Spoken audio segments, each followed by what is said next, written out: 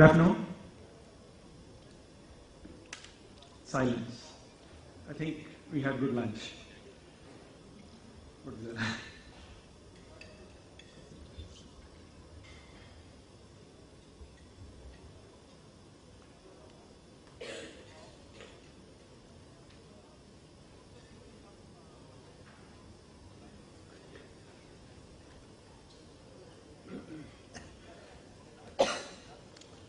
So, the context is set from a corporate perspective.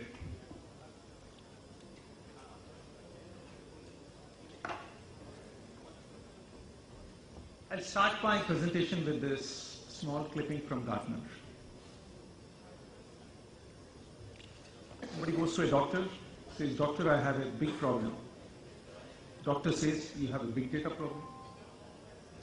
So we are all in this context right now, surrounded with data, have the data, how to use the data. This is what we will eventually end up discussing, talking. Again, I'll take these two quotes. Data, data everywhere.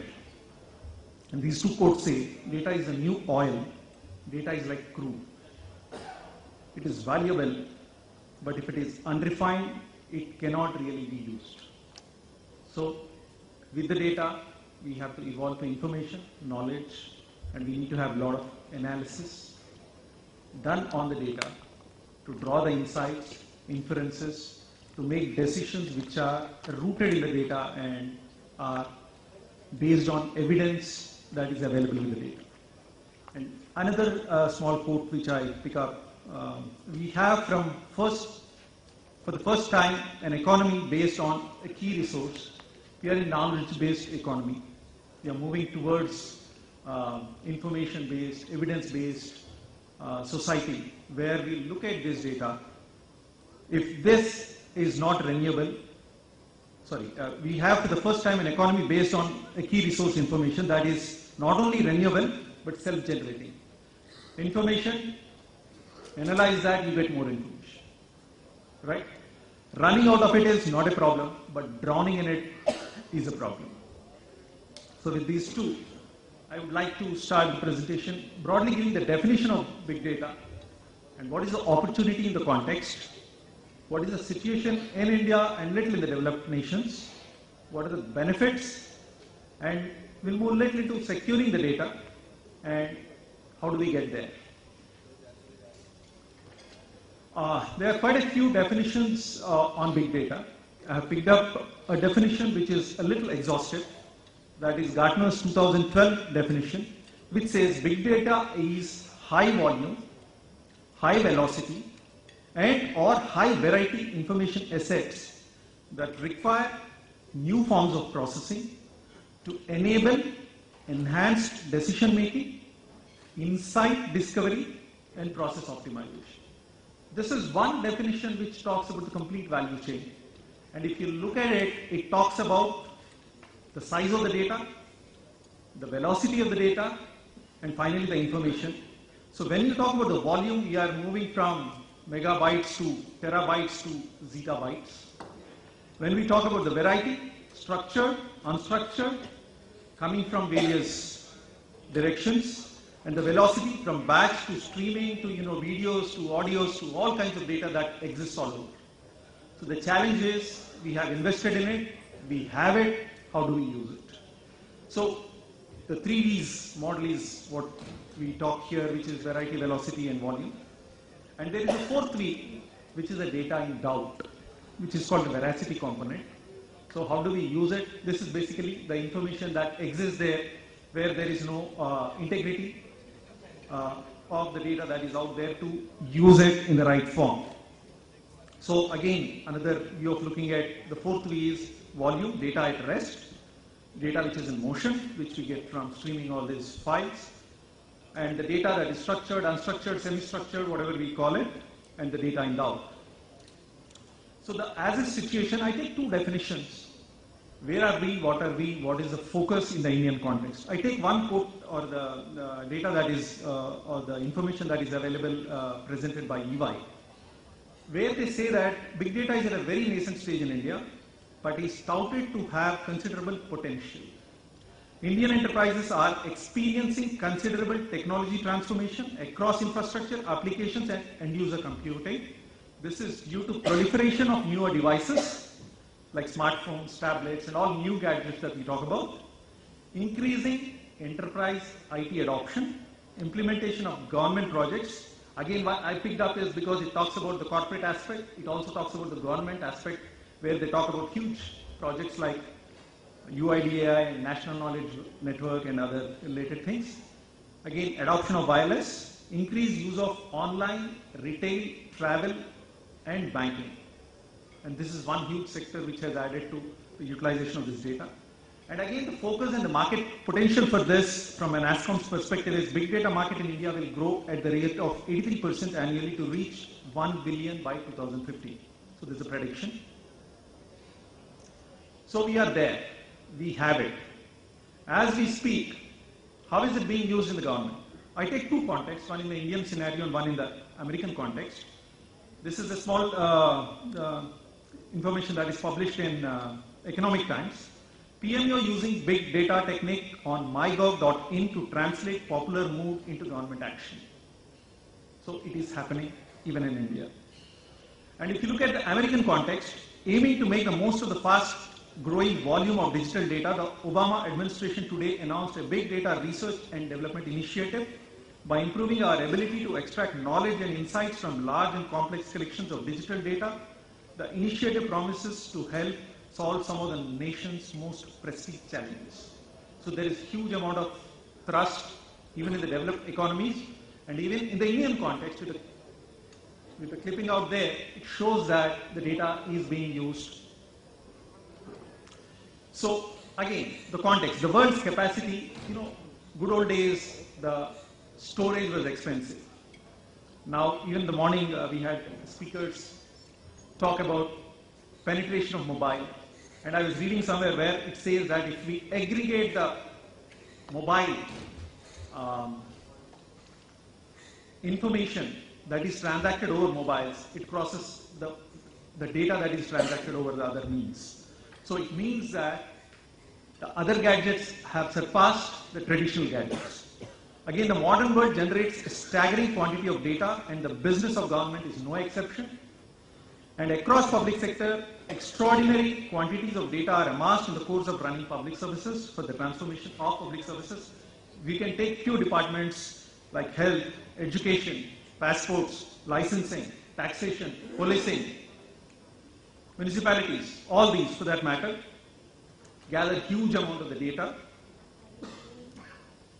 And this is presented in the earlier presentation where what are the sources for this data, how we use it, where it comes from.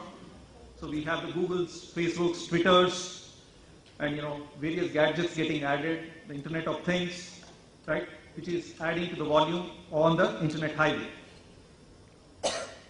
And typically corporates use this data. There's a business case. This is to look at the 360-degree view of customers so that they can enhance the products, services which meet the customers' needs. But when it comes to government, how do we use that is a question. So I broadly talk about the landscape of e-government. So we typically have the government to citizen-centric services, government to business, and government to government related services, and government to employee within the government. So when we talk about G2C, every individual, every citizen from birth to death, there's a lot of information that is gathered by various departments across the state, center, and together. Again, government to business and government to government. Government to business is again a lot of transaction. One weakest link in the entire chain is there is less interaction between government organizations. Of course, recently it has started and we are seeing encryption and other things and Aadhaar data being used for validation and other related aspects. The data thus generated need to be stored, validated, processed, analyzed, published, retained for a period or permanently, and destroyed. So there are various stages again. You're getting the data, where are you keeping it, and how are you keeping it? So when you look at the opportunity in the government for citizens, businesses and employees, typically G2C, G2B and G2E, it makes a lot of sense because the information is available online, transaction online, cutting down the costs, getting responses to the queries, grievances, benefits and grievance redressal. For government, it is a huge opportunity to transform the services, the way the public services are delivered, and to take decisions rooted in the data, because at the end of the day, decisions are more robust if it is evidence-based or data-based decisions. There is transparency in the process, the speed, the quality and the productivity gains are immense, less errors, less corruption, frauds, at the end definitely citizen satisfaction for which the government exists. So there is an opportunity, there is a necessity, there is a need. Again, if you look at the citizen-centric services, it is a good business case because when we talk about a citizen, a lot of data is generated, used, stored, created during the various phases of individual's journey in life. Demographics, entitlements, benefits, skills, employment, health records, income, taxes, expenditure, banking, criminal records. These are various ways. But once we have the data which is integrated, it can be of use. But otherwise, we have silos created, again, data generated without being used properly. Again, I want to move to the security component. Finally, when you say data and security, who owns the security? I have to quote Gartner because that is what we respect. So this is a statement which reads as, if I could have a CEO boot camp, I'd say make sure you put security on top of mind to all of your direct reports. Your CFO, your CIO, your HR people, your sales people, and so on. For most businesses today, the product is information and security is the key. So you have to make sure that your top reports understand security as a part of their evaluation. It's not just the CIO's responsibility, it is a part of life for every one of your direct reports. So this means that security is everybody's business in the organizational value chain. It's not that the CIO who handles the complete IT part handles the security piece. So security should start at home. So when you say big data, data is available all over. So again, government collects a lot of data. But we should have certain fundamental answers which we need to get before we collect a lot of this data, because it is being collected again and again and again, and we are spending a lot of money only in collecting data and storing this data. What data are we collecting? Why are we collecting it? How is the data collected? How is the data being used? If not, why do we collect it? Who is accessing this data? Where is the data stored? How secure is this data? If we can find answers to most of these, half of our government forms will be reduced. Half of the re-engineering is done. How can we deal with all of this data responsibly? At the end of the day, when you're collecting data, you have an ownership and responsibility to keep it safe and secure, because there are privacy laws which will get you on if you don't safeguard the information that is private. So when we look at, again, the context, data collection has a context. Data fields have private information that is published by the users. Data fields have utility context. Data analysis also has a context. Again, it's a cube, right? Why are you doing it? What are you doing it for? What is the intent? If you don't have answers to all of this, then investing a lot of money and effort is waste. The biggest gap in the entire value chain, again, when we talk about security and all that, what is being stolen? It's a piece of information or data, right? It's not the assets, and information or the data flows from one end to the other. It takes paths, right? So it can be intercepted at any point in the value chain before it reaches the end user. So if we can classify the data, I mean, some of these exist even in the government systems and even in the corporates for that matter. But Is it exhaustive? Is it enough? One is the classification. Can we classify the data? What is public data? What is confidential? What is secret? Because we develop a lot of IT systems. When I ask the owners typically, who owns this data? They say government. Right? At the end of the day, there should be a neck whom you can catch to say that this is lost. That brings ownership even in the organization. The classification is the biggest policy decision the organizations or the government should take. Ownership, finally where it ends, where it starts, who owns it, right? Storage policy, how long do you store it, where do you store it, access, who uses it, for what reason, should he be given full access, read access, write access, usage policy, why is he using it, data sharing policy, even between organizations, right? You just don't ask for data. Why do you use it for? What do you use it for? So there should be agreement between organizations, between individuals, between corporates. Retention, how long do you retain this data? How do you shred it? How do you protect it? How do you secure it? How do you destroy it? Finally, all these are policy decisions which need to be there, mandated, agreed upon, respected, and then used. Finally, how do you ensure that this happens?